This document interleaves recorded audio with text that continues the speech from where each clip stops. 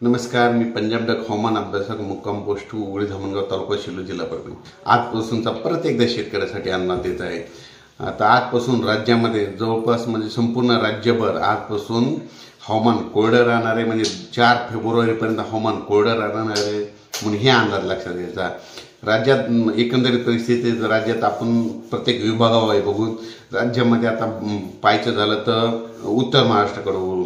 उत्तर महाराष्ट्राकडे आजपासून म्हणजे 25 जानेवारीपासून आजपासून रात्रीपासून तीव्र थंडीची लाट येणार आहे म्हणून ही अंदाज लक्षात घ्यायचा। पारा जवळपास 9 अंशापर्यंत घसरेल हे देखील सगळ्यांनी लक्षात घ्यायचं उत्तर महाराष्ट्रात।